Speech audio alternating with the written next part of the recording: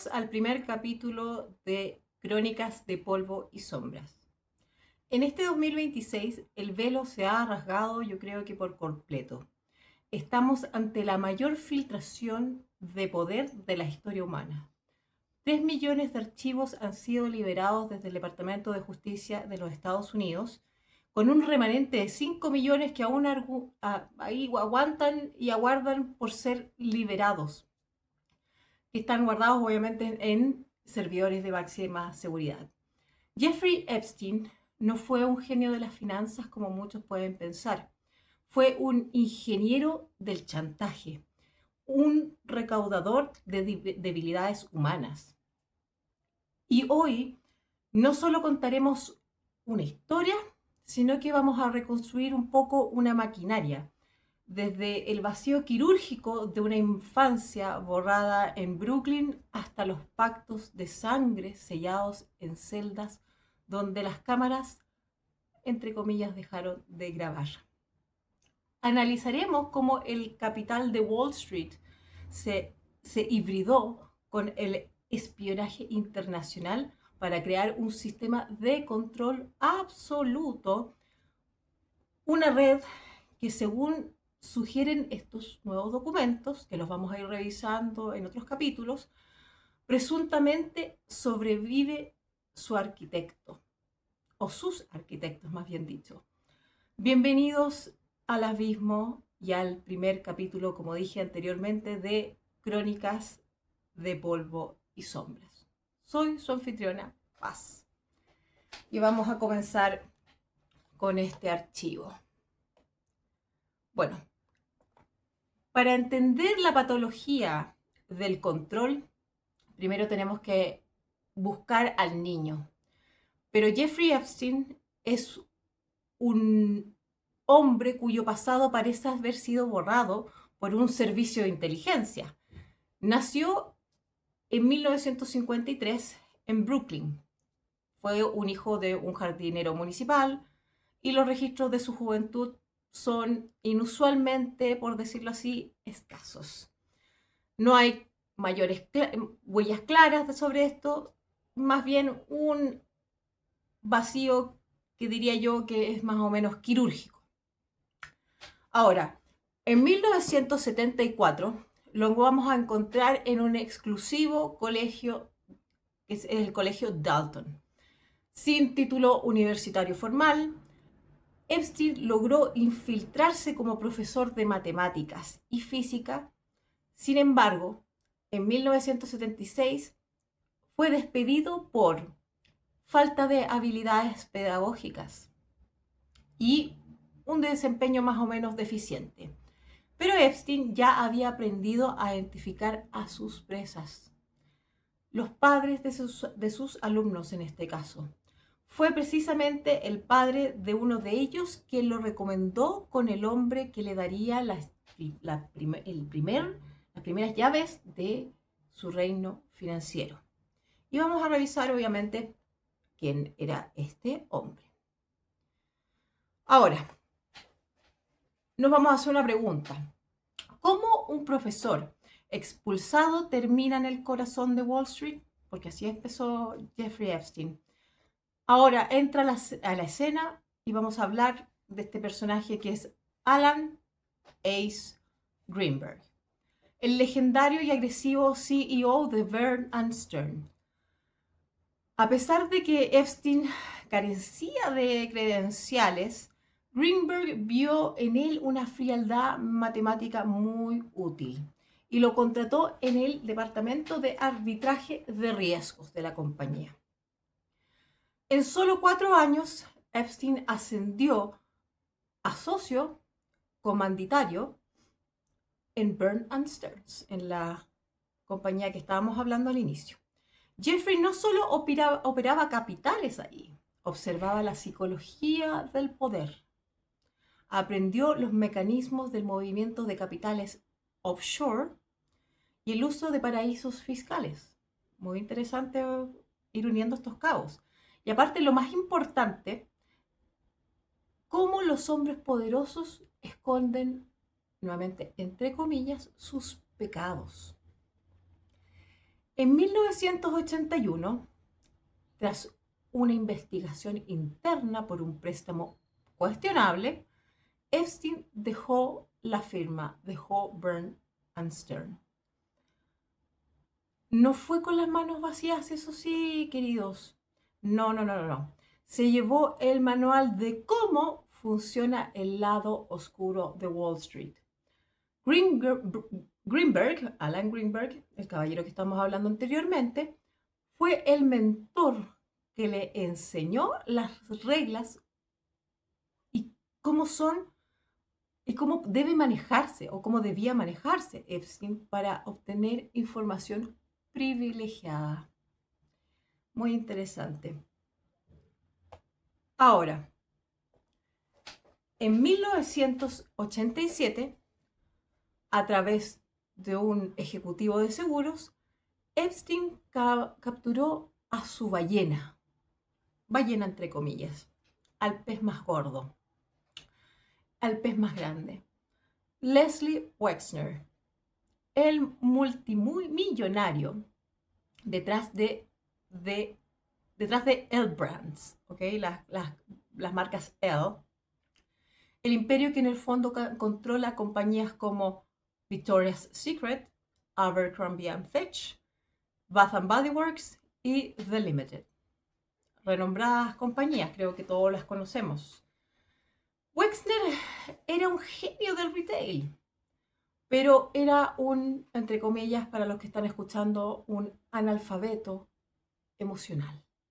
Vivía en una soledad profunda, sufría de paranoia por su seguridad, especialmente su seguridad, pero no solo seguridad personal, en el ámbito personal.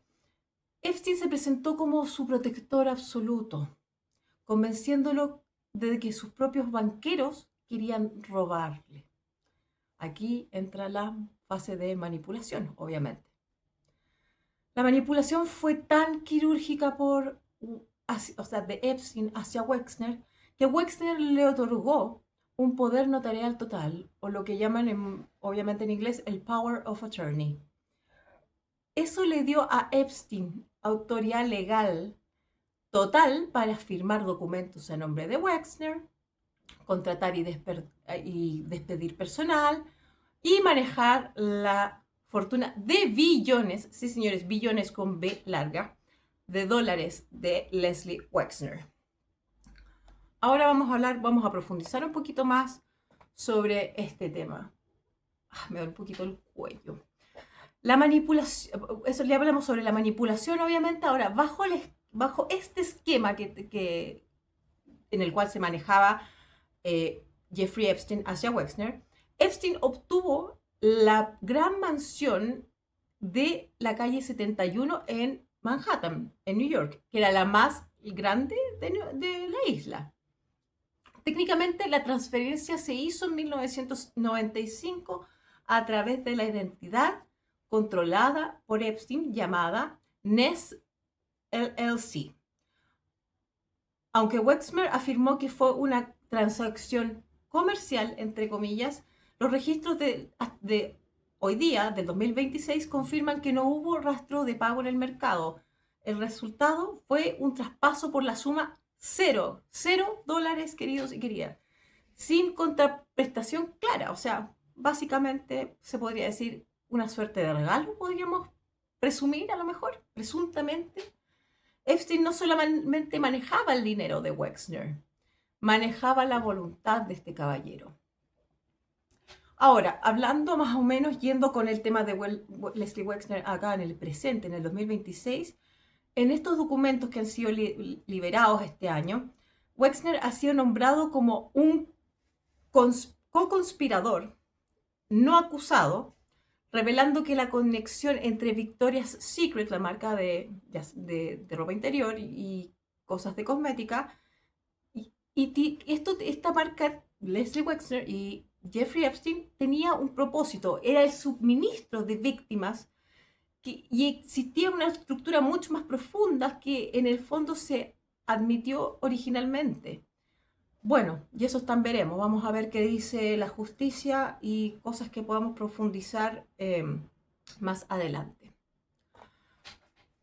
Ahora, si Wexner era el banco de Jeffrey Epstein, Ghislaine Maxwell era la arquitecta operativa, hija del magnate de los medios en el Reino Unido, Robert Maxwell. Un hombre que presuntamente operó como agente triple para el M16, el Mossad e incluso la KGB. Tras la misteriosa muerte de Robert Maxwell en 1991, al caer de su yate, llamado por su hija regalona, Lady Ghislaine, ella llegó a Nueva York, en la ruina, pero con una agenda llena de contactos, señores y señoras. Y contactos que venían desde su padre. Era, digamos que la lista de contactos, la libreta de contactos más valiosa del mundo. Vio en Epstein, Ghislaine, el sustituto de su padre, básicamente.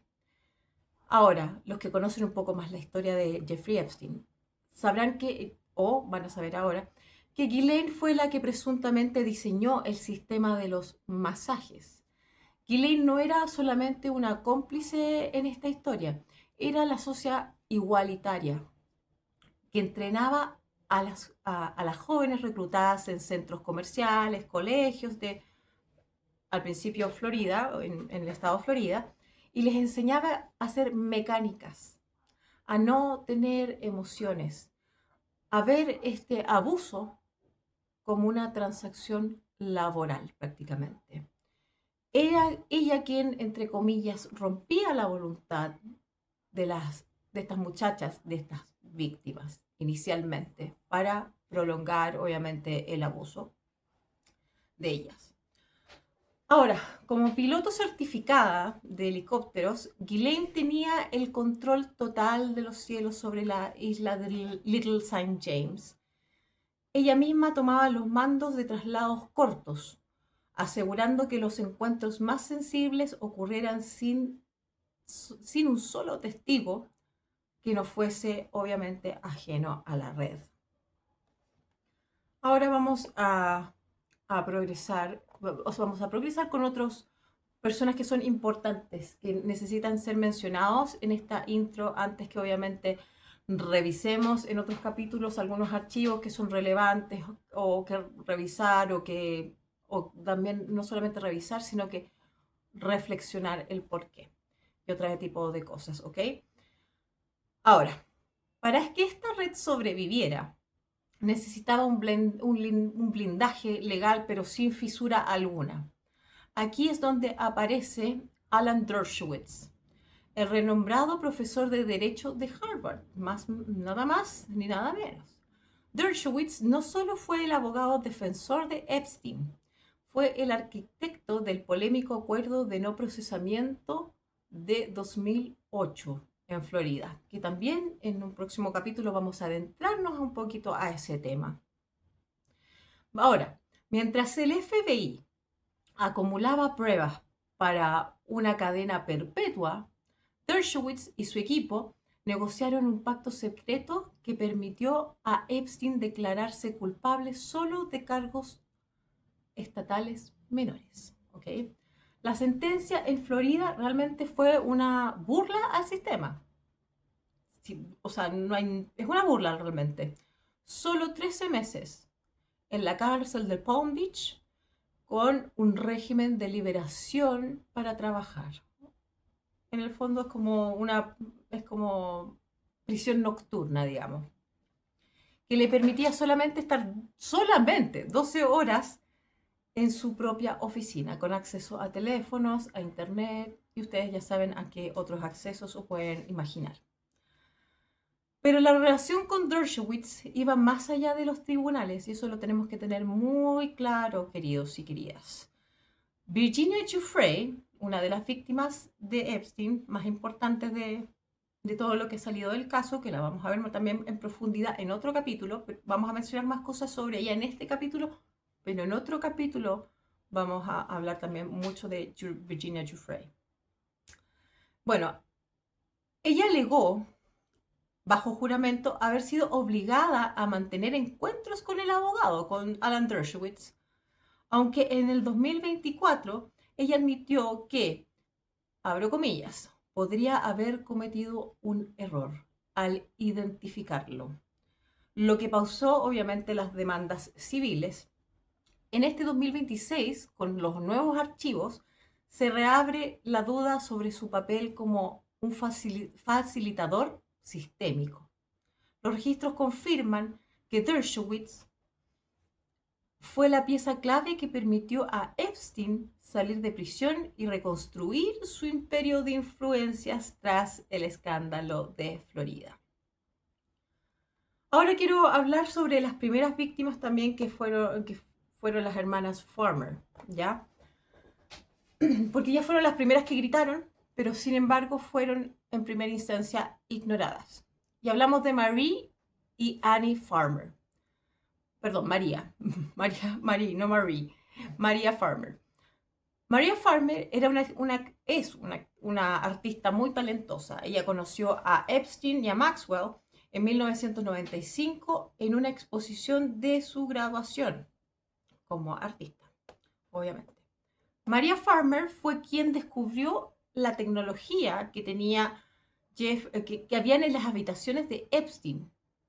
No eran unas cámaras noipecas en el ojo de peluche como se había dicho.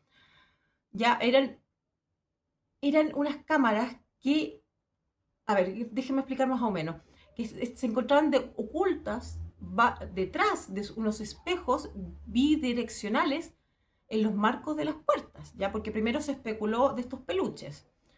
Un punto clave revelado, que esto fue revelado recientemente, el 2026, en donde María Farmer afirmó que en el centro de monitoreo estaba ubicado en el vestidor personal de Ghislaine Maxwell, reforzando su rol como arquitecta operativa. María denunció este hecho al FBI en 1996. El expediente fue enterrado, obviamente, sistemáticamente por 23 años. Y también Ghislaine Maxwell y Jeffrey Epstein se vincularon con Annie Farmer, hermana de María, en abusos también. Vamos también, espero poder en todo lo que tenemos que cubrir, o lo que deseo al menos cubrir del caso de los archivos de Epstein, hablar un poquito más sobre María Farmer y Annie Farmer, ir un poquito cuando hablemos más sobre las víctimas, ¿ya? Así que tengan paciencia. La logística del horror que tenía Epstein, este Core 4 que se llama, trabajaba 24/7, gracias a un grupo de mujeres ejecutivas, como les dije, conocidas como el Core 4. En este 2026, tras años de anonimato, las autoridades finalmente han retirado la inmunidad que las protegía bajo el acuerdo de 2008, porque las protegía a todas estas señoras, obligándolas a enfrentar cargos por tráfico humano. Así que vamos a tener que ver qué actualizaciones tenemos en este caso. Vamos a hablar ahora de este Core 4. La primera que nos aparece en este Core 4 es Sarah Kellen, ahora ya casada como Sarah Kensington, que la llamaban la sargento de los horarios. Según testimonios judiciales, ella programaba los turnos de las jóvenes, preparaba los aceites de los masajes y presuntamente tomaba fotografías de las víctimas desnudas para luego Epstein lo guardara obviamente en sus archivos. Qué conveniente, ¿no? También vamos a hablar de Leslie Groff. Era la cara profesional, secretaria ejecutiva, por más de 20 años viviendo en Nueva York. Ella era el enlace con la gente con dinero, los billonarios, los científicos y además de los políticos. Aunque ella ha negado conocimiento, su nombre fue protegido como co-conspiradora en el infame acuerdo del 2008 y debo decirles, chicos, que lo que yo he revisado los documentos, Leslie Groff sale mucho, aparece mucho Leslie. Espero que lleguemos a esa instancia de poder revisar algunos correos que sean más o menos relevantes. Ahora, También hay que hablar de Nadia Marcinkova, o alias The Global Girl, la chica global. De origen eslovaco, se dice que Maxwell la entrenó para ser el piloto la piloto del Lolita Express, ¿ya? Víctimas alegan que fue forzada a participar en los actos para, entre comillas, normalizar el abuso ante las nuevas reclutas. Hoy se reinventó como la CEO de una empresa de aviación que se llama Aviloop. Se pueden encontrar registros de esto en internet. Y también vamos a ver si profundizamos algo más en lo de Nadia Marcinkova, ya que hay una historia particular o más o menos interesante, o algo que se presume puede ser parte de la conspiración, no sabemos, pero para contárselos. Ahora también vamos a hablar de Adriana Ross, encargada de la logística diaria, de asegurarse que el flujo de suministros humanos a Palm Beach no se detuviera jamás. Y también vamos a hablar de Lawrence o Larry Vysotsky. Era el testigo definitivo, pues ya que él sí era el piloto de Lolita Express, era el piloto varón de confianza de Epstein. Él vio cada celebridad, a cada político, a cada niña que subió por esa escalinata. En sus bitácoras de vuelo se encuentra el rastro el rastro indeleble de esta red. Es muy interesante eso. Ahora voy a tocar algunos de los invitados, entre comillas, de honor también, de Epstein, a la isla, a los aviones, a los viajes, etcétera, etcétera. Los archivos de este 2026 confirman los nombres que compartieron el aire, al menos como les digo, en el Lolita Express. Y vamos a hablar, por ejemplo, del príncipe Andrés, obviamente, Andrés Mountbatten Windsor, el ex duque de York, que Virginia Giuffre alega haber sido obligada a mantener encuentros íntimos con él en Londres, en Nueva York y además en la isla, en la famosa isla. Existen fotos y bitácoras que lo sitúan aquí al príncipe Andrés en el centro de la tormenta. Y pensar que todavía nos queda por archivos que no han salido y que que hay que revisar. Acá tenemos mucha tela para cortar, chicos. También vamos a hablar de Bill Clinton, el expresidente de Estados Unidos, que los vuelos lo sitúan en múltiples viajes.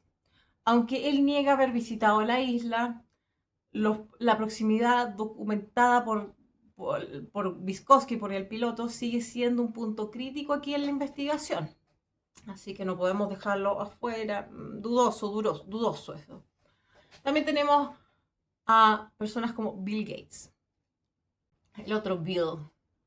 Nuevos detalles revelan encuentros múltiples tras la condena que tuvo Epstein en 2008. Los archivos del 2026 exponen correos específicos donde Epstein intentaba vender, entre comillas, servicios de consultoría geopolítica a la fundación de Gates, usando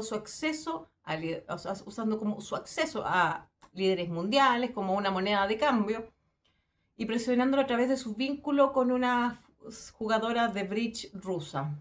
Ya sabemos, se ha reiterado mucho sobre este tema de las chicas rusas y Bill Gates, y ese sería un motivo también de su divorcio con su esposa Melinda, más otras informaciones que creo que la mayoría ya ha escuchado. Ahora quiero hablar también de otras celebridades como Kevin Spacey y Naomi Campbell. Nombres que servían también para validar de alguna forma socialmente a Epstein, dándole como un aire de glamour, por decirlo así, a una red de depravación estructural. Ahora también quiero hablar sobre otro gran amigo de Epstein. Pero vamos a cruzar y nos vamos a dirigir el mapa y nos vamos a dirigir hacia la ciudad de París.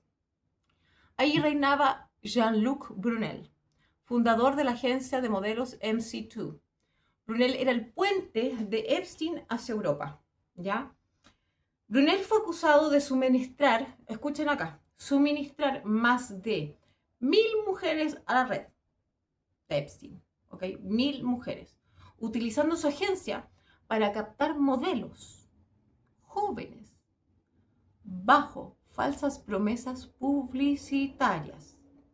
Creo que nos hace un poquito ruido también con lo que pasó con Victoria's Secret en el pasado, con esa marca y Leslie Wexner. ¿Coincidencia? No lo sé, no lo sé. Déjenme en los comentarios qué opinan. Ahora, en febrero del 2022, Brunel apareció muerto en su celda, en la prisión de Santé, ya que se lo habían metido preso por acusación también del tipo Epstein, coincidentemente, de las mismas cosas, coincidentemente, y apareció muerto, coincidentemente, al igual que Epstein, presuntamente se ahorcó, presuntamente, en una celda de máxima seguridad, donde las cámaras, entre comillas, fallaron también. Coincidencia, coincidencia. Ahora, yo me pregunto, ¿pacto de silencio? ¿Terceros? ¿Qué opinan ustedes? Déjenme sus teorías en los comentarios nuevamente. Bueno, y Brunel poseía obviamente información devastadora sobre la élite europea, por lo que se sabe. Su muerte a lo mejor fue por, como dije, y especulamos varios en internet, ¿habrá sido para cerrarle la boca? ¿Era un testigo que no podía permitirse hablar seguramente? Probablemente. Probablemente. Ahora, voy a hablar de otra víctima que ya la he nombrado varias veces anteriormente, pero quiero adentrarme un poquito más sobre Virginia Giuffre. Virginia Giuffre tenía 15 años y ella trabajaba como vestuarista en el club spa de Mar-a-Lago. Mar-a-Lago ya sabemos que está propiedad de Donald Trump. Cuando, bueno, en esta circunstancia trabajaba ella como vestuarista y Ghislaine Maxwell la abordó. Lo que siguió fue un sistema, lamentablemente, de esclavitud sexual global para la pobre Virginia, que tenía su epicentro en la isla de Little St. James. En la isla brutal, infame, ya sabemos todas estas cosas sobre esta isla del terror. Tras la venta, ahora, y eso es así como, bueno, Virginia Giuffre voy como dije, a ahondar en otro capítulo, creo que ella se merece, junto a otras víctimas, su capítulo propio, quizás un poco más corto, un poco más largo, ya que ella escribió un libro antes de fallecer, con todo su testimonio, toda su historia, etcétera, etcétera, que vale la pena yo creo que revisar en algún momento. Pero ella, dicen que se auto eliminó de la vida y muchos creemos que no es así, ya que pasaron muchas cosas raras, hubo un choque extraño por ahí, ella como había escrito el libro y con su escritora también, la persona que le escribía el libro, ella dijo que siempre que jamás iba a atentar con su vida, o sea, es un despelote y un enredo. Ojalá algún día podamos saber la verdad. Pero bueno, hay que dejar en claro que al ver Little St. James se vendió. Esta isla ya no pertenece obviamente a los Epstein o a Karina Shuliak, que es una persona que vamos a hablar a continuación. De que esta isla se vendió ya a un inversor llamado Stephen Dekoff. Las excavaciones para la remodelación este 2026 han revelado que hay centros de datos subterráneos que no figuraban en ningún plano original, por lo tanto no se pudo revisar totalmente a cuando se revisó, se hizo la redada en esta isla. Así que yo creo que aquí va a haber algo nuevo que va a salir, igual que en Sorrow Ranch, que tampoco se revisó en ningún momento, cosa que vamos a verlo en otro momento. Pero Virginia sostuvo, mientras estuvo viva, el mensaje que decía que de la isla y de todo lo que es el círculo de Epstein y toda esta red, nadie sale ileso. Y una frase que cobra vida nuevamente tras su significado, tras este descubrimiento. Así que acá hay como dije, hay mucha tela que cortar, lindos y lindas. Mucho, mucho, mucho que cortar. Ahora vamos a hablar, como les dije, de Karina Shuliak. Esta la vamos a llamar como Karina fue la guardiana del legado final.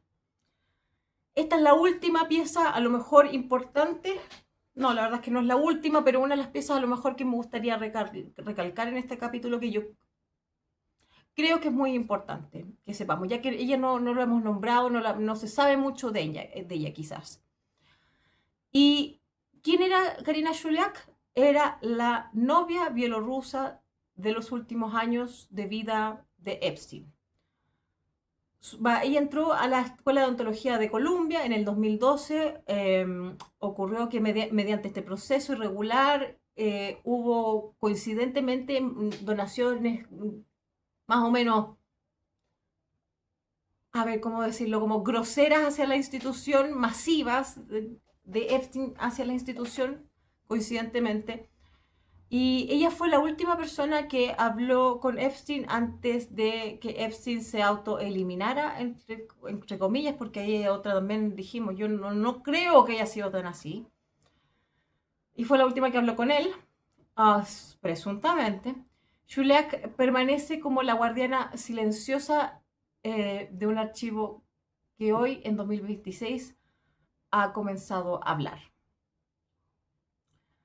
Ahora, hay lugares de la isla en St. James donde hay una silla, hay de estas sillas de dentista, que presuntamente era para que Karina Shuliak tratara a Epstein y a las personas que iban a la isla. Es muy freak la imagen de dónde estaba esta silla y cómo estaba decorada. Sí, yo para mi gusto es bastante freak o muy de mal gusto en la forma de decoración. Mucha gente se preguntaba, ¿y por qué esa silla odontológica? Bueno, pues era para que la última novia de Epstein, Karina, pudiese practicar ahí o jugar a ser dentista, no lo sabemos. Ahora, dicen que también se dejó un fideicomiso o que ella heredó gran parte de los bienes de Epstein, que Epstein lo dejó en su testamento, mucho dinero, muchas propiedades, etcétera, etcétera. Vamos a tener también, yo creo que ahondar entre todos los documentos lo que se dice ahí. Creo que nos tomamos un gran, ¿cómo se llama? Este ha sido un capítulo, yo creo que en el cual yo he tratado de unir, o ir hilando los hilos de la infancia entre lo que sabemos sabemos y que a lo mejor es relevante sobre la niñez de Epstein, sobre el dinero, sobre los potenciales vínculos de espionaje, la traición. Y también, como dije, quiero estar revelando, o sea, quiero que revelemos juntos, estar revisando con ustedes los sets y yo creo de los archivos que son los más reveladores que ha revelado hasta ahora. Creo que al momento que estoy grabando este video por segunda, tercera vez, para contarles ya cómo es el primer capítulo, eh, creo que están saliendo nuevos archivos. Ahora se han revelado unos cuantos archivos más sobre Trump, Epstein. Vamos a ver qué encontramos por ahí.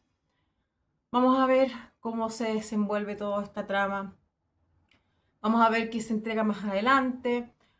Voy a seguir con el mismo programa también de Crónicas de Polvo y Sombra, ya que yo tenía pensado hacer otras cosas, así que voy grabando eso también.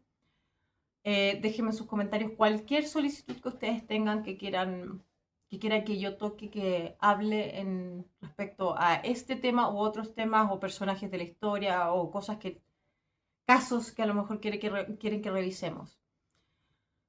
Ahora, me gustaría finalizar diciendo que la oscuridad termina donde comienza la información. Y aunque este capítulo de hoy, este primer capítulo, se cierra, aún quedan miles de archivos por liberar. Y quiero decirles que esto apenas comienza.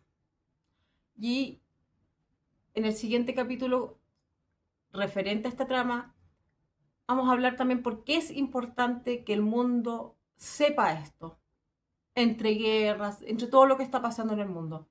Porque es importante que estemos conscientes y sepamos de estos casos, o este caso en particular que casi infinito en información, porque es importante que abramos los ojos y por eso yo también decidí en mi programación que tenía integrar este tema porque el mundo completo debería saber. Así que llamo a más gente que lo hagan si quieren replicarlo, esto hacerlo en otros idiomas, etcétera, etcétera, o en otro formato o aquí mismo en YouTube, donde quieran. Hay que, hay que sacar la voz, hay que pensar, hay que reflexionar sobre este tema. Así que bueno, si que también me quieren escribir, les voy a dejar el correo electrónico también en la descripción de este primer capítulo de este video. ¿Qué más puedo decir? Soy su anfitriona Paz y nos vemos en el siguiente capítulo de Crónicas de Polvo y Sombra. Un besito.